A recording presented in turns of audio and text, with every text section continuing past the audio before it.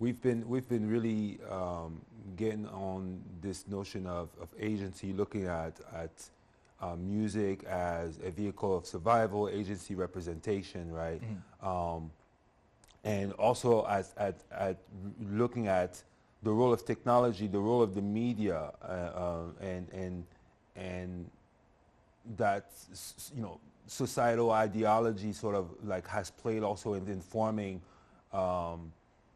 what in defining, right, like black music as a pop, in its popular form. And part of like what I like to shift to is on a couple of things. We have a few more segments, but I think also, especially as we're thinking about this, and we've been focused so far a lot on the tensions between, given the historical origins of the music industry, given the historical experience of black people in this country, we've been sort of focused around those historical tensions, right? Between black cultural expressions in the context of, post-slavery, post-colonial, white supremacist, ideological kind of society. Yeah. Right. And in terms of that tension, intra-group tension. But that kind of leads, the conversation, leaving the conversation at that level can sort of create a false impression that, black culture or black people are just a monolith or monolithic, and that there's really no differences or variations in terms of how we really think, how we really express ourselves on an individual level, and even on a gender basis, right? And I know that, and we know that when it comes to gender, there have also been some tensions. Oh, absolutely. Right, when it comes to black music. And so in this segment, I would like us to get into some of those tensions. I think especially as we're coming from the perspective of the music and media industry and its currency. Yeah. Right? And how that has played out in terms of gender representation, gender identity, and gender dynamics within the black community as well. Absolutely. All right. So when we were talking earlier about early people who were considered trailblazers in American music, right? And who this music industry is built on, if we're going to talk about black music, we need to talk about, we've had a discussion about this before, Sister Rosetta Tharpe. Sister Rosetta Tharpe is as much, if not more, of a pioneer in rock music, using the electric guitar, playing rhythms, coming out of the church tradition, being the front woman, and she was as much of a dynamic person and an influence in the creation of rock as a Chuck Berry, as a Robert Johnson. Moreover, you think about Big Mama Thornton, who comes out of the jazz blues tradition, but as a singer who is very popular in rock. Her songs get used. Also, Elvis, Hound Dog is a derivation of her original song, Hound Dog. And then you look at like other artists who came out of black music in terms of like being women.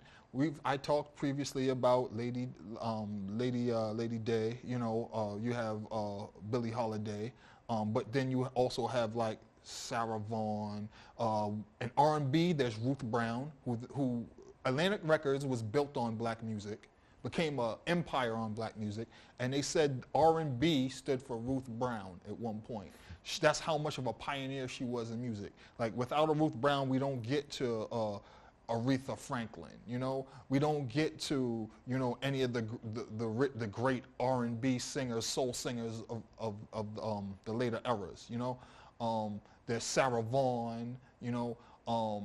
But then again, you have like Lena Horne, but why were Lena Horne, Lady Day, they were conventionally attractive, So they ended up getting their face on the covers of albums. They end up being on the flyers. They end up being on the posters.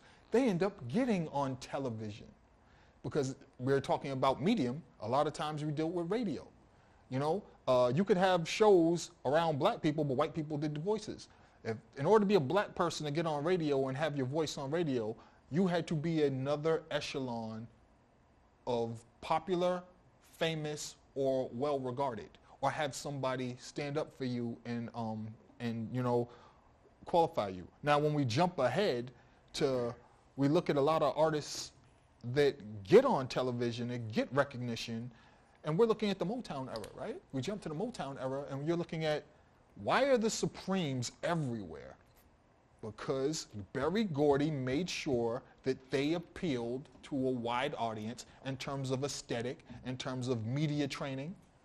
And if you didn't have that, you know, like Hazel Gordon ends up being popular. She's the woman that plays the piano, played 2 pianos, all that stuff, because not only does she have a classical background and classical training, but she dressed in the best attire and she was attractive, right?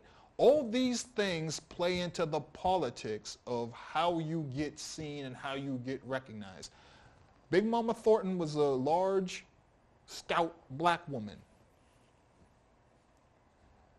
What had to happen for her to be out there in the same way that you put Diana Ross? You know, what would have to happen for her to be put everywhere like, let's say, Etta James was, you know, in the 50s and 60s? You know, you had to look a certain way, you had to present a certain way. And that has always been the case. And when we're talking about music going later, especially with black music and black expression, you know, certain artists were able to play the game knowing that I'm going to cause controversy, no pun intended, with my appearance. You think of artists in rock like David Bowie, you know, with a very androgynous look, right? You look at like people that followed after him. But Prince was able to toe that line, being a short, conventionally attractive black dude, but I'm going to wear high heels. Mm-hmm. You know, sometimes I'm going to wear leggings. Mm-hmm. Sometimes I'm going to wear a full trench coat with nothing under but boxer briefs. Right. Or just straight briefs, panties damn near. And the music is going to be so undeniable, you don't care what I'm wearing on stage. You know? And the thing is that without knowing it, he freed up a whole lot of other people to just be themselves in expression. And, you know, I think that's such a crucial point that you're bringing up there, because, you know, and this is really what we have to remember when we're talking about this music, right? Mm-hmm. It's in its liberatory capacity, yeah. Right? And along various lines. And so, you know, now we're talking about gender identity, gender representation, right? Yeah. And the fluidity that we experience today is not coming out of nowhere, right? No. When we talk about nothing new, right? This is these fights and these movements have been going on for some time. I mean, and so like think about Grace Jones is another example. So yeah, right? Perfect From the example. other side. Perfect example. Like, thanks for bringing that up. Like, Grace Jones was a perfect example of somebody who had an androgynous look, who was not someone that you could put into a box in terms of not just look or style or aesthetic, but music. She made 3 albums back to back, I think Warm Leatherette, Night Clubbing, and I can't remember the other one right now. But they have various different styles of music, different production styles, and she's a different look each time, but it's a step sideways in each way, but you couldn't box her in. You couldn't tell her what to do with the music. But at the same time, you had artists like Sylvester. Sylvester was, and we're talking about the disco era, right? Sylvester was an out gay man. And he didn't try to hide it. He made his music. He looked the way he wanted to. He insisted being on his album covers. He had videos made. He went on television, sang the way he wanted to. And It was jarring to some people, but also at the same time, he was a revelation and he was widely accepted because he decided to be his full self and he allowed other people to do it. And at the time, you have to think about black music, right? Black music coming out of, you know, the civil rights movement into the era of funk and soul, and then the post-disco era, 1976 on, into post-disco, what we call boogie. When you listen to the way funk and soul changed, it called for you to do something different in this space to redefine the music. And when you look at disco, disco was a time for people to just say, all this stuff that's been suppressed, all this stuff that we've been told we can't do, let's do it. Let's do it now. Because if we don't do it now, we'll never be able to do it. And disco is very much considered black music. Because if you look at the artists who are most prominent in it, it was black artists for the most part. Black women were able to get a brand new level of agency through being vocalists in disco. This is how we get Gloria Gaynor. This is how we get Vicky Sue Robinson. This is how we get Boston's own Donna Summer. Donna Summer becomes one of the most prominent and important artists in music history coming out of this disco era because she was able, it allowed her to have this new sense of importance and things focus on her as a vocalist and as a creator and as an artist in a way that Berry Gordy had to take the light and shine it on a Diana Ross. Based on the music and the way she delivered it and her presentation, she became the most viable artist in music through this style. And a lot of it had to do with power and agency. A record label had to believe, but they didn't always. So they had to take power into their own hands. We're going to take this record to the DJs. We're going to take this record to the club. The people are going to speak. Right. And the people are going to say, these are the songs that we're dancing to. These are the songs we want to hear. These are the songs that we're playing on our radios, our personal radios when we go by. We want this cassette tape. We want this 8-track. And the record labels had to listen. So this idea of power and agency through the media, it was taken by the people in the clubs, in the discotheques, on the streets. And the response was, give the people what they want. And a lot of people forget that about this era of music, this era. And there was a lot of pushback from rock and, you know, other people in other music because they were like, we don't like that black women and gay people who are out and open are getting to do that and be free and have their own agency. It is insane how much people having their own agency after being suppressed for a long time will bring out people to be, you know, pissed off about what? Right. No, absolutely. And this is the piece of it that personally I like focusing on the most because I feel like it's at this level of things that you really see music operating as a form of discourse. Absolutely. Right. Where it can bring out these reactions. It can shift the narrative, right? It can shift the paradigm in these ways, right?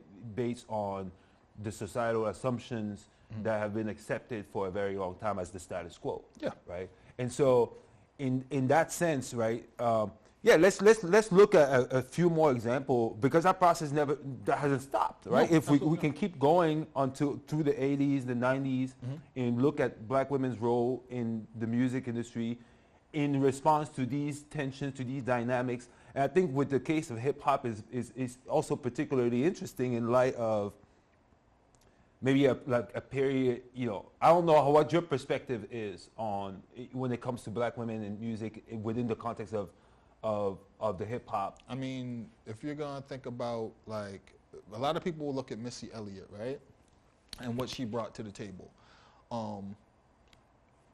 She was an overweight black woman who was not seen as a sex symbol, but was behind the production, the songwriting, and the aesthetic of a lot of music, worked directly with Hype Williams in terms of, like, you know, what the videos should look like, worked closely with Timbaland, who is one of the most popular producers along with her, and what the music sounded like. And by the end of an era, everybody was sounding like Missy and Timbaland and trying to do what Missy and Timbaland did. And she was the person who was in charge of her own aesthetic, her own style, her own sound, what she did on records, whether she sang, whether she rapped. And she would not be boxed in. And the beauty of it is that she had her own record label. A lot of people don't realize that. Her record label was called The Gold Mine, you know? The Gold Mind. Mm-hmm. Not The Gold Mine, The Gold Mind. As in, I'm behind all of this. I have my agency. I own my own publishing. I write and produce for myself and other people. So I'm getting all my money, you know? And then on top of that, I'm creative consulting, you know? These are my ideas. If I collaborate with somebody, it's our idea. And she opened the door for a lot of other women who weren't, we need you to look like Aaliyah. You know, she didn't need to look like Aaliyah, but she worked with Aaliyah. She helped form Aaliyah's aesthetic and style and sound on her records, you know? So when you think about that, go ahead. It opens the door for a lot of other people to be able to do the same thing, who probably wouldn't have been able to do it if not for the fact that she was able to break into the industry. That's right. I think in the industries as well, right? Mm-hmm. Because what we see also, you know, like as you were talking, it made me think about Queen Latifah as another perfect example, mm-hmm. right? In the sense that we also see their excellence, their performance not just in music, but in translating that performance into other industries and really also breaking ground in that way. Yeah. So those are some other dynamics that I wanted to also highlight about this piece. Mm-hmm. I mean, if you wanted to be like, there were rappers like, you know, Salt and Pepper, you know, you had MC Light, you know, you had all these other people. But Queen Latifah, when Queen Latifah first came out, she was just Latifah. The Queen was added after her first single came out, Princess of the Posse, Wrath of My Madness. And then she became Queen Latifah, and then she started wearing the crown, and she had the aesthetic and the style and the outfits, and she always presented herself as a queen. She's a teenager, essentially, right? Queen. And it's like, there's the native tongues, and she's young, you know, like she's fresh out of high school, but the native tongues were, you know, De La Soul, Jungle Brothers, a Tribe Called Quest, and then it was Moni Love and Queen Latifah, you know, and they were, you know, Ladies First comes out, and that was a momentous occasion, even though you already had, you know, like Roxanne Shante, you know, you already had the real Roxanne, you already had viable rappers. I already mentioned MC Light. You already had Sweet Tea. You already had these viable women who were rapping. You know, you had Finesse and Sinquist, you know, the Soul Sisters. But Queen Latifah was the one where you looked at and she was like, she's going to be a star, not just a rap star, like a big rapper. She's going to be a star. And like you said before, Queen Latifah goes from being, you know, her first record doesn't go gold, but she starts being in films, you know. She's in, she was in Juice, but before that she was in Jungle Fever, you know, and, you know, she's on TV, she's on Fresh Prince of Bel-Air, you know, does a guest appearance. And then she's in movies and she's on television and everything. And she transcended just being a rapper. She becomes a fabric, again, of American culture. I remember there's a show called Clarissa Explains It All that was on Nickelodeon, and Melissa Joan Hart played the main character, and her favorite artist was Queen Latifah on the show. And this was a very popular mainstream show on Nickelodeon with kids, and for her to say, I love Queen Latifah, and have a Queen Latifah poster in her room was like, whoa, like, she's bigger than I thought she was, you know? And then Arsenio Hall comes up, and like that helps change the dynamic when that man is on late night. The idea with him was that he grew up watching the Late Show. He grew up watching Johnny Carson, Steve Allen, all those guys. And The white artists like Mel Torme, what have you, always got to do their song and sit on the couch and talk. However, the black artists might be able to perform their song and sit on the couch and wave goodbye as the credits roll. And he was like, I want everybody who comes on my show to be able to have equal time. I don't care if they're an R&B singer. I don't care if they're a jazz musician. I don't care if they're a rapper. I want you to be able to sit on this couch and tell everybody who you are and tell the American public who you are. And that worked wonders. He made a whole bunch of people stars, and at the same time you have In Living Color and everything happening. But all these dynamics happened. A lot of it had to happen because somebody moved the needle with what they did, either with performance or presentation. And Queen Latifah is just one of many. But, you know, you have to have a Queen Latifah before you can get to a Missy Elliott, because little girl, representation matters, some little girl had to watch somebody and say, I can do it. Mm-hmm. You know, some little girl had to sit and watch Nena Cherry, who did Raw Like Sushi coming out of the UK, whose album was released June 1989, and say, and actually, Nena Cherry, what she did made it possible for a Missy Elliott, because she rapped, she sang, she was involved in production, she put together the outfit, she was involved in a crew called the Wild Bunch in the UK. And so you have to see somebody do it. It's just like skateboarding.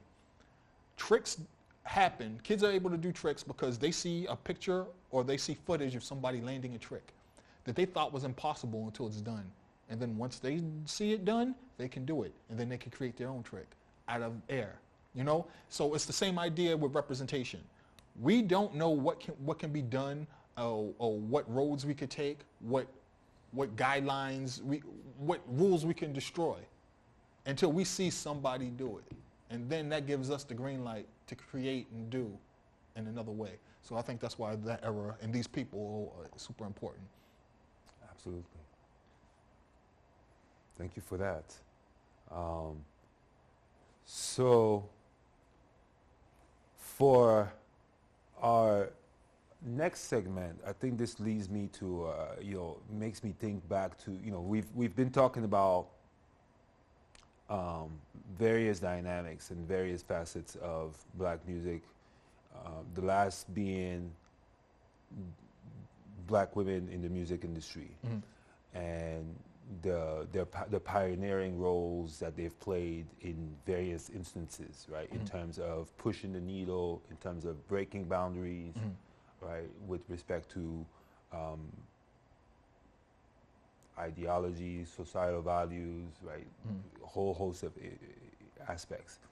And I guess one other layer that we kind of touched on earlier, but I'd like us to go on a little bit deeper in this segment, is on the diasporic connections, mm-hmm. also that are part of this continuum of black music. Right, we were talking about Congo Square earlier, mm-hmm. and we were talking about the beginnings of jazz, mm-hmm. right, and how you don't get to have the sound of mm-hmm. jazz without all the influences that mm-hmm. are happening from also just the geographic location mm-hmm. of New Orleans and mm-hmm. what that makes possible in terms of cultural exchange, yeah. right?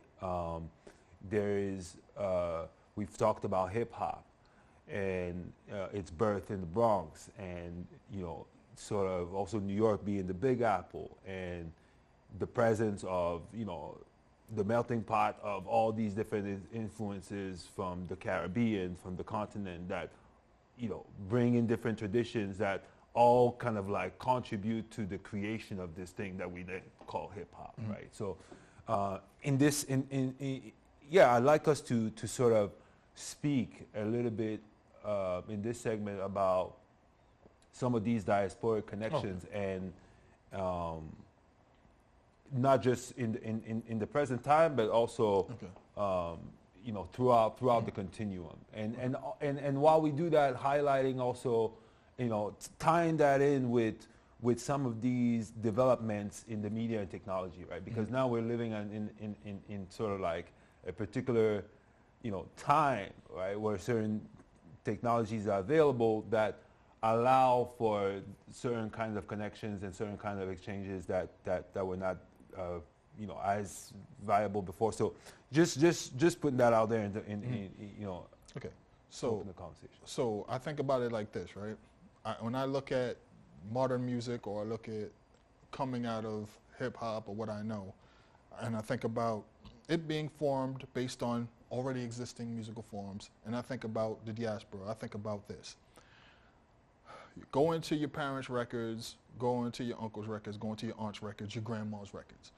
A lot of the music that we saw and we heard came out of the evolution from mambo, which came out of salsa, merengue, and a lot of that came out of, the son, which emerged from, Africa, but came through, South Central America, the West Indies, the Caribbean, and without that, none of these other music forms exist, So if you listen to Tito Puente, if you listen to Mongo Santa Maria Monguito, if you listen to Ray Barreto, if you listen to Willie Bo and the Bo Gents, if you listen to any of these albums,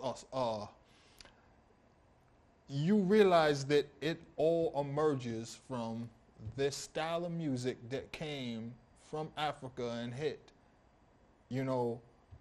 Puerto Rico, Dominican Republic, Cuba. And you talk to these guys, you're like, yeah, the music, it emerged from Cuba, talk to Cuban artists, this Afro-Cuban music, it came from Africa, But you start thinking about Latin jazz, You start thinking about, okay, so merengue, salsa, mambo, cha-chas over here. But then you start thinking about, okay, the emergence of Brazilian music, samba, right? Where does samba come from? You ask them, oh no, samba, it came to us from our peoples from Africa. It came from here, like, oh, okay. So samba emerges about 55 years ago, 1959, 1960, through the movie Orfeo Negro, also known as Black Orpheus, right? But then through that became this other movement called Brazilian jazz, right? So you got Latin jazz, you got Brazilian jazz, but then you got mambo, you got reggae, you got calypso, you got soca. Wait a minute. So you got reggae, calypso, and soca over here. So growing up in Boston, we had a radio station called WILD. WILD was the black radio station in Boston. It went down when the sun went down. This, I promise you, because it shared a signal with another station. So when the sun went down, it went down. So it played the longest in the summer, but it catered to the audience. It catered to the people of Boston, the people of the inner city of Boston. So it's playing reggae, calypso, soca, merengue, salsa, mambo, soul, R&B, gospel. The whole spectrum. The whole spectrum. So as a kid, as a black child growing up in Boston, this was what music was. It wasn't a division. You could go from the mighty arrow, full of fire, bring water, plenty water, to, reggae, a reggae record, the hot reggae record, right? Or it could go straight into, whatever the Boston funk record of the day is. And that all was encompassed in the music. And I wasn't the only generation of kid that grew up like this. There were people in New York, this was their everyday existence. There are people in Philly, this was their everyday existence. There are people all up and down the Eastern Seaboard. There are people who lived in Miami, Florida, all over the place, where this was their everyday existence, their understanding of music. So when hip hop as we know it is formed, we have kids of all these backgrounds, all living in the Bronx and surrounding areas, who have this same understanding of music. And when it's time for it to be made, all right, so what's our understanding of how to create this music, how to play this music? Well, You have people that came straight from Jamaica, Kingston, Jamaica, where have you. We know how to make sound systems because when they have the sound clashes, when they have the sound systems, when they have the parades or what have you, they have these speaker boxes. They have these sound systems. Now they have these crates, and then they create this for the sound and stuff like that. So, all right, if we're going to clash with other people, if we're going to just play our music, period, and be a mobile DJ system, this is what we have to do. That understanding was not just in New York. That is a cultural thing that happens from kids from the West Indies and the Caribbean, and also South and Central America. This is a communal thing. If I ask my father in Honduras, when you play music, what happened? Yeah, somebody had a record player or something else. But if you wanted to play music out for people, if you're going to play music for a big crowd of people in a public space, you need a sound system. Can you just go in those days and buy a sound system? You had to make it yourself. And this is how we get into the idea of, the diaspora appearing in like later music forms, because it was a natural progression. When you went to, all right, now I'm going to dance. I'm going to do the dances that my aunt does, that my mom does, that my uncle does, that my dad does, that my family does, it functions. And then I'm going to put it into what I do as a b-boy or b-girl. When it's time to make music, I'm going to go to the crates and the records that are in my family's collection, the ones I've heard in the house, the ones I hear on the radio. And all of these things end up landing into rap music, which is a culmination of all this memory, all this music, all this data from the entire diaspora. Because the thing about hip hop, they say hip hop is universal. You come into hip hop with everything in your background, everything in your culture, everything in your muscle memory and your DNA, and you represent it here. That's why so many hip hop crews were people from different backgrounds. They brought something new to the table, something different to the table, but it was still recognizable. And for some reason, it all worked within this framework of hip hop. Why? Because it always worked in the framework of black music. When you say salsa, merengue, when you say this, when you say this style, someone will always break it down and say, look, it all starts with the song. When you talked about samba or this and this, somebody will say, hey, it all starts with this rhythm from Africa.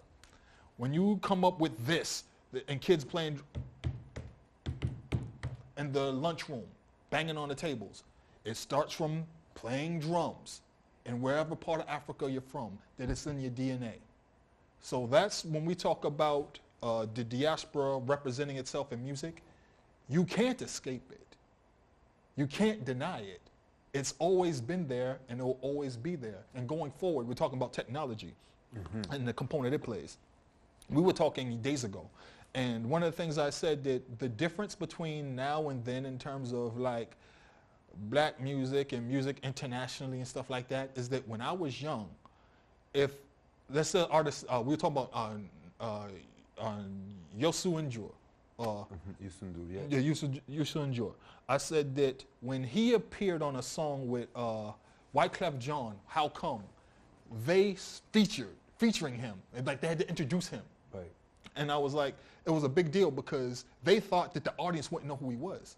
The audience knew who he was already because they'd been hearing him for 18 months before he did the collaboration with Wyclef. Wyclef wasn't bringing him in out of nowhere. They don't know that, right?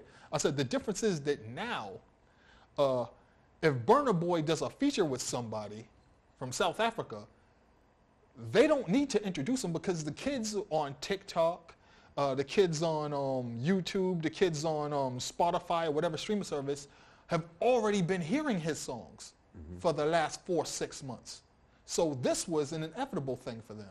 So you don't have to divide things where when I was coming up, it was like international music or world music, when you're introducing somebody. I was like, there's none of that anymore. Tyla doesn't need to be introduced as a world artist.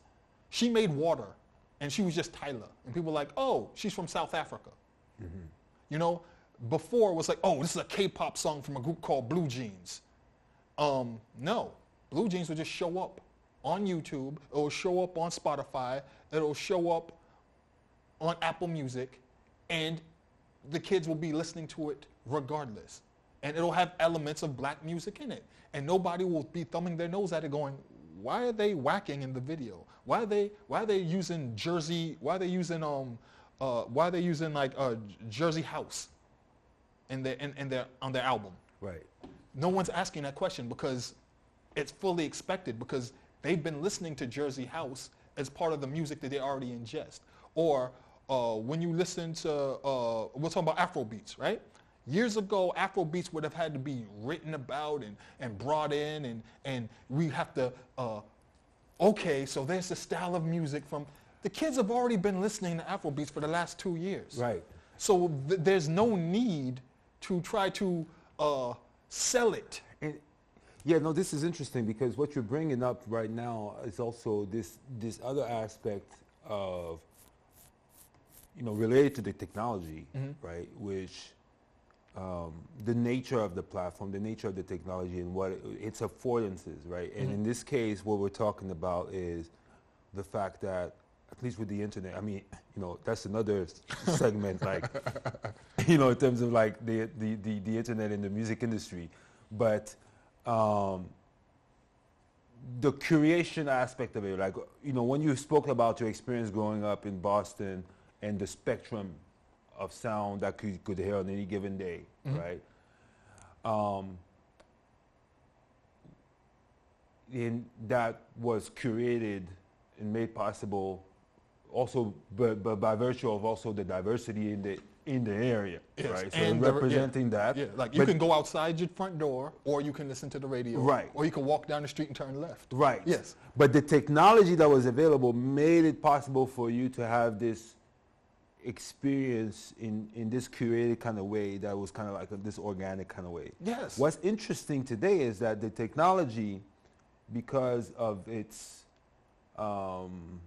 discreteness, right? Everything is digital, like, right? And it's much more fragmented as a result. Yes. Right? And it's much less curated, right?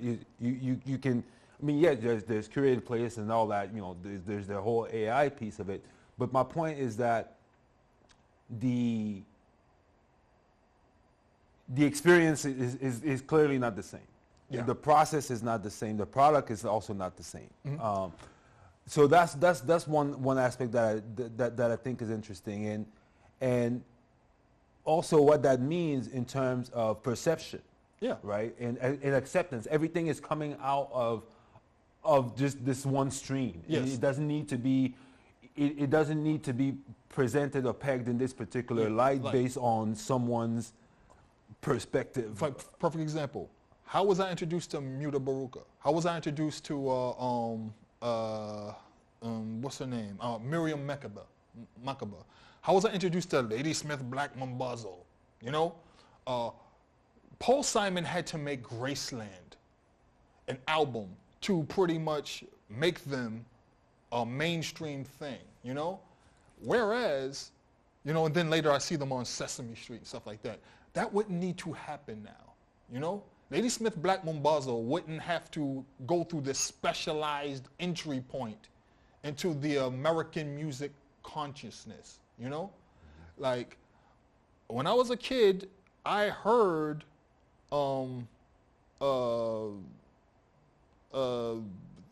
what's his name?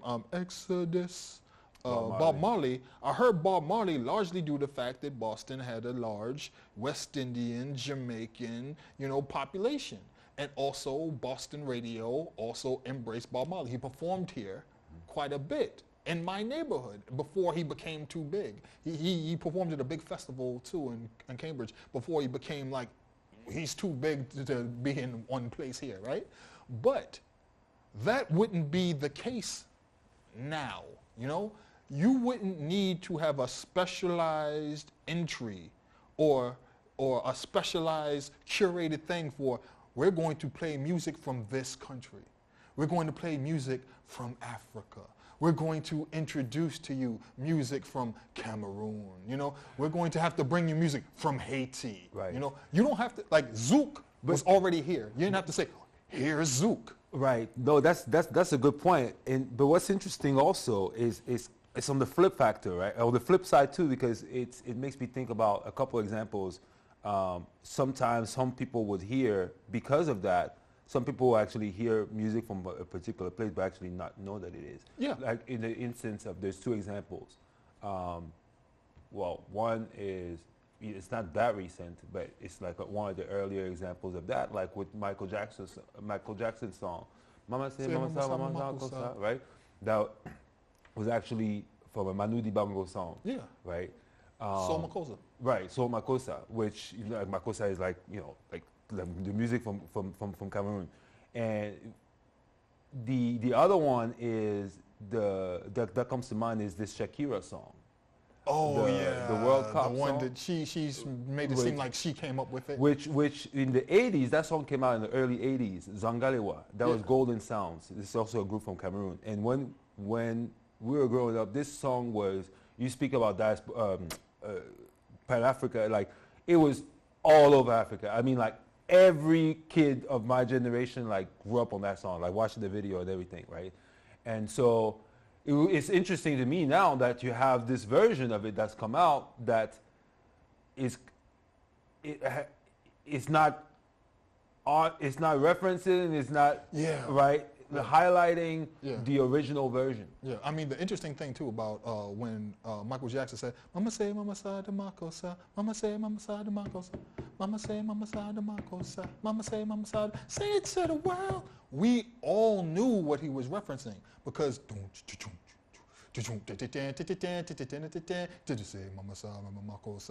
that was a song that every kid knew because we all danced to it. And we would say, Mama say, Mama sa, Mama Makossa. So when he said, Mama say, Mama sa, Mama Makossa, we were like, hey! We knew what it was. Now, generations later, there weren't those children who went to functions and heard that song on the radio and it was played at everything that we went to dance to, were far removed from that, didn't realize that that was Soul Makossa because Soul Makossa was not played for them. So that's where the confusion lied. But the older kids were like, dude, that's Soul Makossa. It's from Manu Dibango. He even sued him over it. You know, so it was an interesting thing. With the passage of time, things get forgotten, but also it's like you realize, oh, we didn't do a great enough job of introducing this to the next generation because some things fall through the cracks. So it's an interesting thing. Right. And this brings us back around to where we started. From then till now, nothing new, right? These cycles of history through the music, re-emerging, recurring, and across the diaspora, across space and time, essentially, and as a reflection of the people's, you know, speaking of Exodus, of the people's journey through space and time. Any final remarks or comments that you'd like to make on our conversation so far? Just that the idea of popular black music is one of the most interesting ones because black music is, again, at the core of the fabric of everything that is American, while at the same time, we're not seen as fully American. So we're not fully accepted, but our art and culture is what represents life in America simultaneously. And that is a very odd thing to have to experience and live and discuss as a historian. Right. Yeah. In the words of W.B. Du Bois, you know, that double consciousness of being seen and unseen at the same time. You're both invisible and visible. Right. And hyper visible. Yeah, hyper visible and invisible at the same time. Well, thank you, Dart, for your presence and your insights in this conversation. I've definitely learned a lot, and I'm sure that the students will benefit tremendously from what you've shared with us, and will continue to share throughout these weeks. Yeah. Thank you again. Thanks for having me. Yes, sir.